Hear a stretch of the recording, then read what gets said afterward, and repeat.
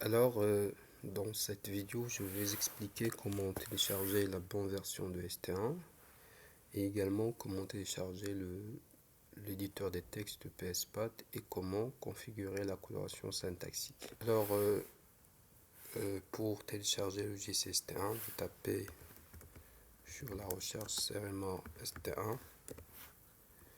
Il va vous proposer d'aller sur le site de CRMA qui est en fait l'ancien CETRA. Alors, vous allez cliquer sur logiciel ouvrage d'art. Et là, il va vous donner la liste des logiciels disponibles et vous cliquez sur le logiciel ST1. Voilà. Alors, ici, vous avez plusieurs logiciels. Vous choisissez ST1. Après, vous avez plusieurs versions du logiciel ST1. Il y a la version d'achat, la version complète et ainsi de suite. La version avec laquelle on va travailler, ça va être la version démo gratuite, qui est une version qui ne nécessite pas d'activation et qui n'est pas limitée dans le temps. Et la délimitation par rapport au nombre de nœuds, mais ça permet de faire une grande partie des ouvrages que nous allons traiter. Alors la formation, ça contient 7 heures de formation et a été faite totalement avec la version démo gratuite et ça vous permet de traiter une panoplie de cas. Alors vous allez télécharger le logiciel. Bien sûr, une fois que vous l'avez téléchargé, vous allez l'installer. Mais une fois installé, euh, l'installation c'est comme n'importe quel logiciel. Donc, si je clique sur le logiciel, donc si j'exécute, vous voyez qu'il me dit que vous avez une exécution autorisée. C'est la version démo. Voilà, le nombre de nœuds et de barres est limité à 15. Et elle me donne le décodage du fichier ST1. Pourquoi le décodage? Parce que dans ST1, c'est un peu différent de ce que vous avez l'habitude de voir dans les logiciels graphiques. Vous construisez votre module à travers une interface graphique dans ST1.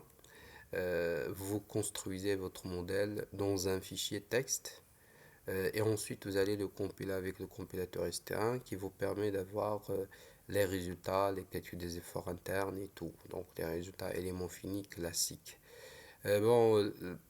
Par rapport à votre habitude, l'avantage d'écrire le code dans un fichier texte, c'est que ça vous permet de faire plein de choses facilement et ça vous permet la réutilisation également de votre code pour des projets qui sont similaires. Et le plus important, c'est la notion de pseudo-programmation que vous pouvez faire dans le logiciel ST1. Alors, le deuxième logiciel, c'est le logiciel PSPad, donc, qui est un éditeur de texte. Bien sûr, vous pouvez toujours travailler avec le bloc-notes, c'est-à-dire vous pouvez créer votre code dans bloc-notes, mais avec PSPad, vous avez la fonctionnalité de coloration syntaxique. Ça veut dire une fois que vous avez configuré la coloration syntaxique, le code, ça va être écrit avec des couleurs en fonction du paramétrage du logiciel ST1. C'est comme lorsque vous faites, par exemple, de la programmation Java, de la programmation C++.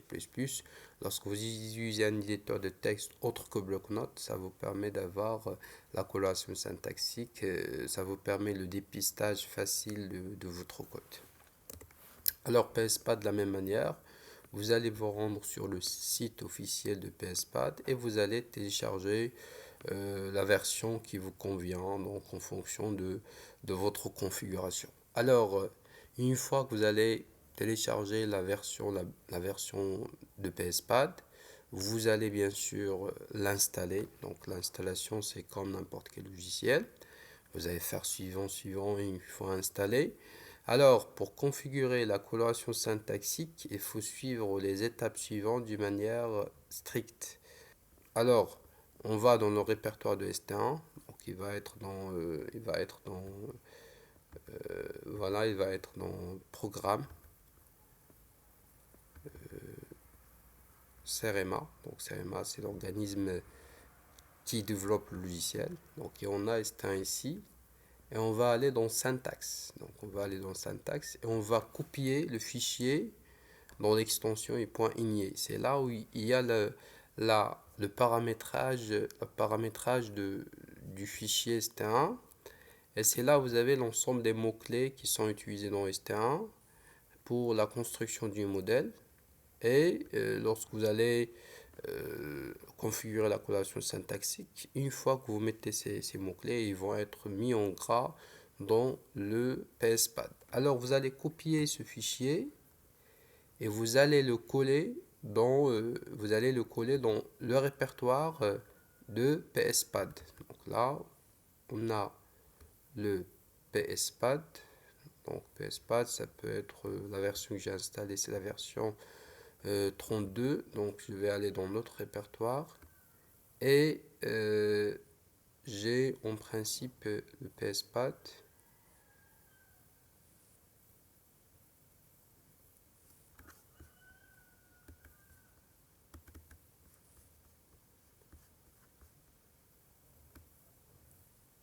Voilà le PSPad digital.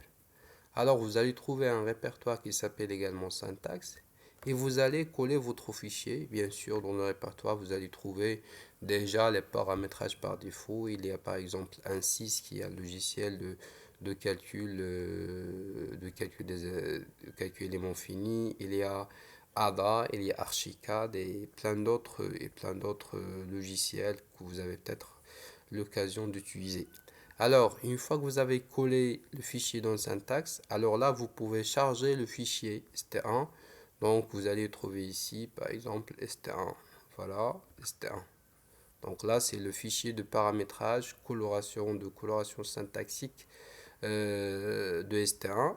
Une fois ici, vous pouvez maintenant chercher le PSPad. Donc, le PSPad. Et vous cliquez sur PSPad. Alors, une fois ouvert, c'est un éditeur de texte. Donc, pour configurer la coloration syntaxique, vous allez dans Paramètres, Paramètres de la coloration syntaxique. Vous avez déjà ici un ensemble d'applications qui sont déjà configurées. Alors, vous allez trouver, moi j'ai déjà configuré le logiciel, c'est pour ça que vous avez ST1. Je l'ai configuré plusieurs fois. Mais vous allez choisir une case qui n'est pas assignée. Ça veut dire qu'il n'a pas été affecté à un logiciel donné. Et vous cliquez sur ça. Et vous allez dans la liste déroulante dans laquelle vous allez trouver, vous allez chercher le logiciel ST1. Voilà, donc on va aller et on va chercher le logiciel ST1. Voilà. Ensuite, on peut lui donner un nom. Donc le nom déjà, c'est déjà ST1. Et ensuite, on peut associer un fichier d'exécution, c'est-à-dire un fichier qui va permettre de compiler directement les fichiers avec l'extension .st1. Et là, on va aller ici. Donc, ensuite, on coche st1. Et après, on va l'ajouter ici. On peut lui donner un nom, st1 par exemple. Et après, on fait appliquer. Donc, une fois qu'on applique, alors, une fois qu'on a appliqué, le paramétrage sur le logiciel, sur l'éditeur de texte PSPad, on ferme le logiciel et on va exécuter encore l'éditeur de texte. Et pour créer un nouveau fichier avec l'extension .st1, on clique sur Fichier, on clique sur Nouveau fichier et on cherche un fichier d'extension st1. Voilà. Une fois que vous avez l'extension st1, si vous tapez par exemple les commandes de st1, ça c'est option, voilà, elle les met en gras.